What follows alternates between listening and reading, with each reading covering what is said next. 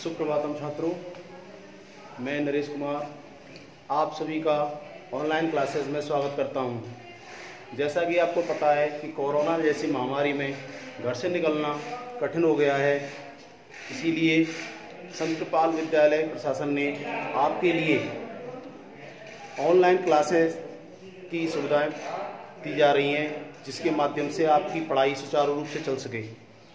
इसलिए आप सभी से मेरा आग्रह है कि आप सब इस संत कृपाल विद्यालय के स्कूल की तरफ से चलाए जा रहे YouTube चैनल को सब्सक्राइब करें और बेल आइकन को जरूर दबाएं, जिससे कि हमारे द्वारा बनाई गई सारी वीडियो आपको सही समय से प्राप्त हो सकें। तो मैं नरेश कुमार आपके लिए सब्जेक्ट संस्कृत में सबसे पहले 12th क्लास के लिए पाठ्यक्रम जो दे रखा है यहाँ पर, इसके बारे में बताऊंगा। और ये पाठ्यक्रम जो है इसी के अकॉर्डिंग आपके लिए सारे क्वेश्चन आने वाले हैं वो इसी के अनुसार आएंगे। कौन सा क्वेश्चन कितने नंबर का है और कितने नंबर का आएगा, और इससे आगे टोटल 80 नंबर का जो पूरा एग्जाम होता है उसमें आपको किस तरीके से अपना कार्य करना है और किस तरीके से नंबर प्राप्त करने हैं। तो सबसे पहले पाठ्यक्रम के अंतर्गत हमारा 80 नंबर के एग्जाम पेपर में सबसे पहला क्वेश्चन आता है पद्यांश का, जो कि एक श्लोक हो सकता है। और इस पद्यांश के अंतर्गत आपको जो श्लोक दिया जाएगा उस श्लोक में से आपको क्वेश्चन आएंगे छांटने के लिए, अर्थात इस श्लोक में से आपको छांटने के लिए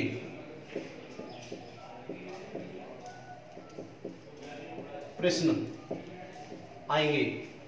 तो प्रिय छात्रों, जैसा कि पद्यांश में से आपको क्वेश्चन छांटने हैं, जो कि 4 नंबर का क्वेश्चन होगा, जो कि बहुत आसान होता है। केवल आपको जैसे हम पाठ्य पुस्तक पढ़ाएंगे या किताब पढ़ाते हैं उस समय आपको बस वो श्लोक देखना है कि सही से समझ में आना चाहिए उसका अर्थ और उसके बारे में उसका भाव। जब आपको उसका अर्थ समझ में आ जाएगा तो अपने आप ही आप उसको प्रश्नों को आराम से छांट सकते हैं। तो पहला प्रश्न होता है आपका पद्यांश का, जो कि 4 नंबर का रहेगा। अब आगे बात करते हैं नंबर 2 पे है हमारा गद्यांश। जैसे कि आपने पद्यांश किया वैसे ही एक गद्यांश होता है, जैसे कि आपने 10th क्लास में 11th क्लास में बहुत बार पढ़ा है। वैसे ही गद्यांश में कोई भी चैप्टर हो सकता है, कोई भी पार्ट हो सकता है, उसमें से आपको वैसे ही श्लोक वैसे ही जैसे छांटे थे हमने प्रश्न, वैसे ही गद्य में से हमने प्रश्न छांटने हैं। वैसे सेम प्रक्रिया है इसकी भी, और ये भी कितने नंबर का है? 4 नंबर का। आगे नंबर 3, ये नाट्यांश। जैसा कि आप टीवी पर या मोबाइल पर नाटक देखते हैं, वैसे ही लिखित रूप में हमारी किताबों में वही नाटक हैं, लेकिन बशर्ते हमें उनको पढ़ना होता है। और पढ़ने के माध्यम से उस नाटक को हमें उसके प्रश्नोत्तरों में से, जैसे कि कोई नाटक आ गया, उस नाटक को पढ़ा, ऐसे कोई कहानी आ गई, उस कहानी को पढ़ा और उसके आंसर दिए हमने। वैसे ही यहाँ पर कोई नाटक का भाग आएगा और उसमें से प्रश्न दिए जाएंगे और आपको उन प्रश्नों के उत्तर देने हैं। तो ये भी कितने नंबर का रहेगा? 4 नंबर का। आगे बात करते हैं वाक्यार्थ अर्थात भावार्थ।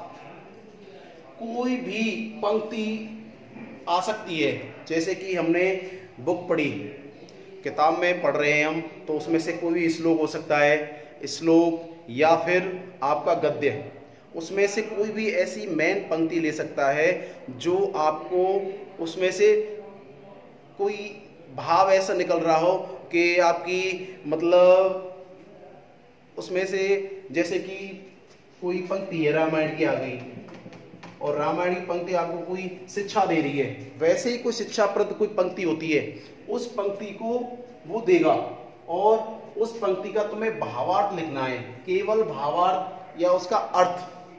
अब ये इस भावार्थ को हम दो तरीके से आंसर दे सकते हैं इसमें, एक तो हिंदी में दे सकते हैं या फिर संस्कृत में। जिन बच्चों पर संस्कृत अच्छी आती है वो संस्कृत में दे सकते हैं, और जिन पर संस्कृत नहीं आ पाती है, जैसे कि बाई चांस संस्कृत में कुछ अर्थ नहीं बैठ पा रहा है, तो आप हिंदी में इसका आंसर दीजिए। तो ये भी कितने नंबर का रहेगा? 4 नंबर का। आगे बात करते हैं नंबर 5, श्लोक का अन्वय सहित अर्थ हिंदी या संस्कृत।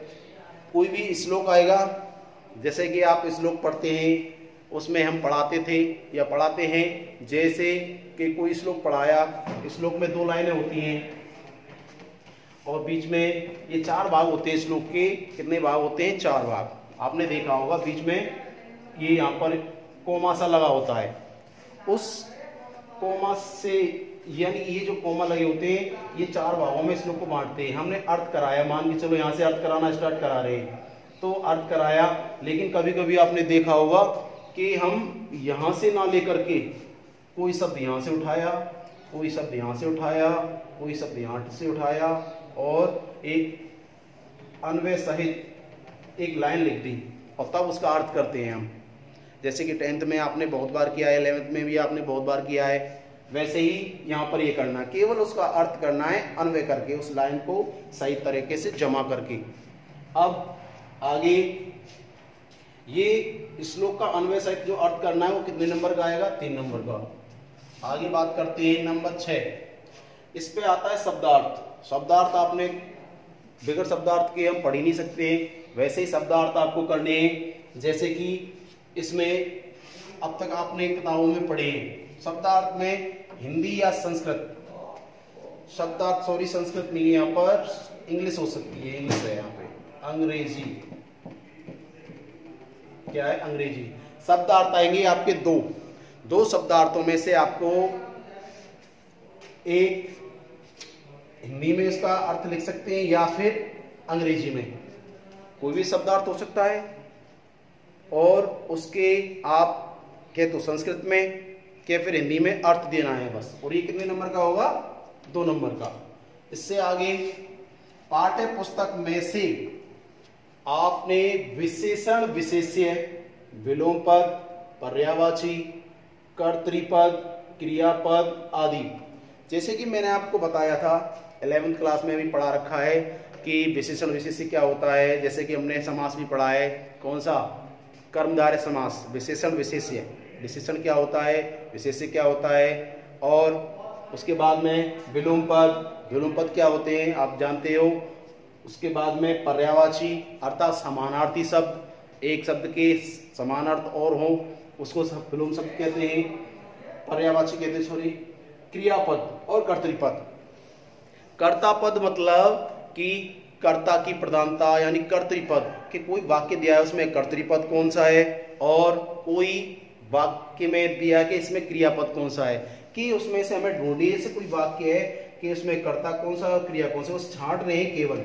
वैसे ही इस क्वेश्चन के अंतर्गत जो 7वां क्वेश्चन आपको आएगा वो 6 नंबर का आएगा, और सिर्फ आपकी किताब के अर्थ के आधार पे आएगा, श्लोक के आधार पे, किताब के अर्थ के आधार पे, क्योंकि आपने किताब अर्थात पाठ्य पुस्तक बहुत अच्छी तरीके से पढ़ चुके होंगे जब क्वेश्चन आएगा, क्योंकि ये सारी बातें हम पाठों के अंतर्गत पढ़ते हैं। वो कहानियों में जो आता है वो, या श्लोक में आता है वो, वही सारी चीजें आएंगी, अर्थात कोई चीज बाहर से नहीं आने वाली थी। अब आगे बात करते हैं नंबर 8। नंबर 8 पे आता है आपका वैदिक साहित्य। क्या है ये? साहित्य।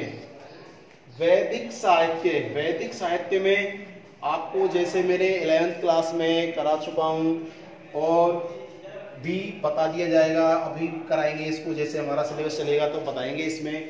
तो वैदिक साहित्य में 4 वेदों का वर्णन आएगा। 4 वेद कैसे आएंगे? 4 वेद तो बहुत बड़े, तो 4 वेदों में ऋग्वेद, यजुर्वेद, सामवेद, अथर्ववेद, इन 4 वेदों की हमने संक्षिप्त व्याख्या अर्थात संक्षिप्त रूप पढ़ना है, अर्थात थोड़ा थोड़ा भाग इनका पढ़ना है, इनकी परिभाषा स्वरूप। तो इनमें से आपको 4 वेदों में से एक क्वेश्चन, सॉरी 2 क्वेश्चन आते हैं यहाँ से। एक तो आएगा 3 नंबर का और एक आएगा 2 नंबर का। 3 नंबर का थोड़ा बड़ा होगा और 2 नंबर का 1 लाइन का। तो ये 5 नंबर का आएगा वैदिक साहित्य में से। वैसे ही 9वां पॉइंट है लौकिक साहित्य। लौकिक साहित्य में लौकिक साहित्य वाला क्वेश्चन भी कितने नंबर का आ रहा है? 5 नंबर का। 5 नंबर का लौकिक साहित्य का जो ये क्वेश्चन आएगा या प्रश्न आएगा, उसमें आएगा क्या? जैसे कि आपने अब तक रामायण बहुत बार सुनी है, बहुत बार टीवी पर देखी है, वैसे ही इसका क्वेश्चन आएगा। तो इसमें रामायण का क्वेश्चन भी आ सकता है, कोई महाभारत का भी आ सकता है, जैसे कि कालिदास के अन्य नाटक हैं, बहुत सारी कृतियां हैं, तो उसमें से जैसे कि कालिदास का विक्रमोर्वशीयम नाटक है, अभिज्ञान शाकुंतलम नाटक है उसका, या फिर विशाखादत्त एक कवि है उसका मुद्रा राक्षसम एक नाटक है, उसकी कोई लाइन आ सकती है या संक्षिप्त विवरण आ सकता है। तो कहने का मतलब मेरा ये है कि लौकिक साहित्य में यानी लोक से संबंधित जितनी वेदों के बाद में जो ग्रंथ बने या जो ग्रंथ आए, जो कवियों ने बनाए, उनको लौकिक साहित्य कहते हैं। और उनमें से कोई 2 क्वेश्चन आएंगे जो कि कितने नंबर के होंगे? आपके 5 नंबर के। अगला पॉइंट आता है 10वां, उसमें छंद। 11th क्लास में आपने छंदों का अच्छी तरीके से ज्ञान प्राप्त किया है। जैसे कि छंद जितने छंद 11th क्लास में हमने पढ़े हैं, उतने ही वैसे ही छंद आपको 12th क्लास में पढ़ने हैं, जो कि सेम टू सेम आने वाले हैं। और कितने नंबर के आ रहे हैं? 5 नंबर के। अर्थात आपने जो 11th क्लास पिछली क्लास में पढ़ा है, वो सारे के सारे छंद वो यहाँ पे आने वाले हैं। आपको फ्री के 5 नंबर मिल रहे हैं। अर्थात अगर आपने 11th क्लास में वो अच्छी तरीके से पढ़ लिए हैं, तो यो मान लो कि आपके ये 5 नंबर पक्के हैं। नेक्स्ट बात करते हैं, अगला क्वेश्चन आता है अलंकार। अलंकार भी हमने 11th क्लास में इनका अध्ययन कर लिया है, और ये भी कितने नंबर के आएंगे? 5 नंबर के। अब ये दोनों छंद और अलंकार आपको वैसे तो हम कराएंगे यहाँ पर भी, लेकिन जिन बच्चों पर छंद और अलंकारों के नोट्स हैं या जिन पर इनकी व्यवस्था है घर पे, उनको धीरे धीरे एक छंद या एक अलंकार जो भी है, जितना भी अपने आप से कर सको डेली तैयार करो, उनको पढ़ो, उनकी परिभाषा, उनके उदाहरण को रटो और अच्छी तरीके से इनको पक्के कर लो, जो कि 100% ये 5-10 नंबर का क्वेश्चन आता ही आता है। आते तो ये भी है, लेकिन ये फिक्स है जो आपको 11th में करा दिए वो। आगे बात करते हैं क्वेश्चन नंबर 12वां। ये क्या आएगा इसमें? पॉइंट नंबर 12वां, अर्थात अपठित लघु अनुच्छेद। लघु अनुच्छेद मतलब गद्यांश। जैसे कि आपने 10th क्लास में एक 10 नंबर का अनुच्छेद पढ़ा था, अर्थात अपठित गद्यांश। गद्यांश दे दिया, उसमें से आपको गद्यांश, जैसे मान को चलो गद्यांश दे दिया, उसको अर्थ निकालना है और यहाँ पर आपके क्वेश्चनों के आंसर उसमें छांट के देने हैं। इसको कहते हैं लघु अनुच्छेद, जो कि अपठित रहेगा, आपकी किताब में से नहीं आएगा। ये कहीं से कोई भी टॉपिक हो सकता है, किसी के परोपकार के ऊपर, संस्कृत भाषा के ऊपर, या फिर अन्य किसी चीज के ऊपर। ठीक है, तो ये अपठित लघु अनुच्छेद रहेगा। इससे आगे 13वां क्वेश्चन, अपठित, ये सेम का निशान है, अर्थात जैसा ऊपर है वैसा ही। अपठित बृहद अनुच्छेद, अर्थात थोड़ा उससे बड़ा। वो लघु था, ये बड़ा है, लेकिन दोनों का मतलब एक ही है। लघु अनुच्छेद वैसा ही आएगा जैसा कि बृहद अनुच्छेद आएगा। तो ये दोनों कितने कितने नंबर के हैं? 4-4 नंबर के। अर्थात ये दोनों क्वेश्चन आपको एक तरीके से जो पिछली बार हम पढ़ चुके हैं या जो अब तक हमने ज्ञान प्राप्त किया है, वैसे उन गद्य आएंगे आपको, उन गद्यों में से आपको क्वेश्चन आंसर देने बस। तो ये दोनों क्वेश्चन आपकी तरह, जैसे हमने ऊपर 2 क्वेश्चन 3 क्वेश्चन ये किए हैं ना, वैसे ही ये छांटने वाले हैं एक तरीके से। आगे बात करते हैं कथा संयोजन क्रम। 14वां नंबर पे आएगा क्वेश्चन आपके लिए, कथा संयोजन क्रम। तो कथा संयोजन क्रम होता क्या है? कथा संयोजन क्रम आपने 10th क्लास में लास्ट क्वेश्चन आता है। 10th क्लास में जो पेपर आता है उसमें लास्ट क्वेश्चन में आता है, आपने देखा होगा कोई कहानी आई और उसकी जो सीरीज होती हैं वो उल्टे पुल्टे होते हैं, अर्थात लाइन अव्यवस्थित होती हैं। उनको केवल आपको व्यवस्थित करना होता है। जैसे कि हमने कोई कछुआ और खरगोश की कहानी पढ़ी, एक बार एक खरगोश था, वो यहाँ 2 लाइन यहाँ दे दी, उसके बाद में जो घटना घटी वो यहाँ दे दी, उसके बाद घटना घटी वो यहाँ दे दी, लेकिन हमें इनको करना क्या है, इनको व्यवस्थित करना है। अर्थात पहले नंबर पे क्या हुआ था, एक बार एक खरगोश था, दूसरे नंबर पे क्या हुआ था, वो उसकी एक बार उस खरगोश के साथ दौड़ हुई थी या कछुए के साथ दौड़ हुई थी। कहने का मतलब मेरा ये है कि आपको उन लाइनों को व्यवस्थित करना है, अर्थात क्रम से लिखना है, तभी तो इसका नाम है कथा संयोजन क्रम, अर्थात कथा का संयोजन करना। तो ये कितने नंबर का आएगा, 5 नंबर का। तो प्रिय छात्रों, ये 14वें नंबर का जो 14वां क्वेश्चन है, 14वें नंबर पे जो टॉपिक दे रखा है, ये 5 नंबर का है, वो बहुत ही सरल, अर्थात आप इसको पढ़ें या ना पढ़ें तब भी आप कर सकते हो, केवल आपका पूर्व ज्ञान ही किस पे काम करेगा। नेक्स्ट बात करते हैं कि 15वें टॉपिक पे क्या है। 15वें टॉपिक पे हमारा है अनुवाद कार्य। कौन सा टॉपिक है, अनुवाद कार्य। अब अनुवाद कार्य कि अनुवाद कार्य क्या है, अनुवाद कार्य मतलब हिंदी की संस्कृत बनाना या संस्कृत की हिंदी बनाना। अनुवाद कार्य है दोनों के, संस्कृत की हिंदी बनाएंगे तो भी अनुवाद है और हिंदी की संस्कृत बनाएंगे तो भी अनुवाद है, लेकिन आपके लिए आएगा अनुवाद कार्य के अंतर्गत हिंदी वाक्यों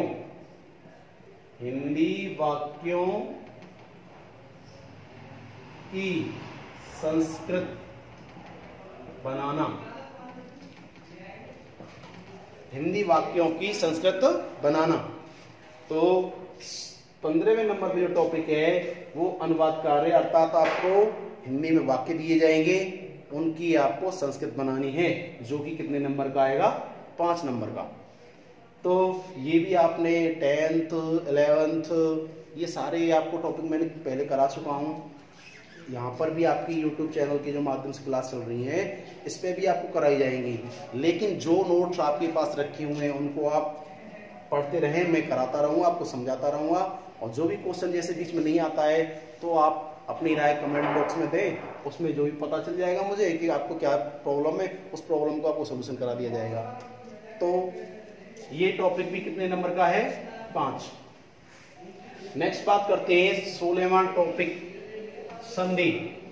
संधियां आपने बहुत अच्छी तरीके से पढ़ रखी हैं, अर्थात संधि टॉपिक जो है बहुत ही सिंपल। अब सिंपल क्यों है, यानी सरल क्यों है, क्योंकि ये जो संधि टॉपिक है आपने 10th क्लास में तीनों संधियां पढ़ी 10th में, और 11th क्लास में भी तीनों संधियां पढ़ी हैं, लेकिन 11th क्लास में भी तीनों। अब उसके बाद में 12th में क्या पढ़ना है, 12th में हमें पढ़ना है केवल एक संधि, और वो है स्वर संधि। कौन सी, केवल स्वर में जो 5 भेद होते हैं वो हमको पढ़ने हैं, और वो कितने नंबर के आएंगे, 4 नंबर के, जो कि बहुत ही सरल है। नेक्स्ट है 17वां पॉइंट, समास। समास भी 4 नंबर का। समास में कौन कौन से समास पढ़ने पड़ेंगे, जैसे कि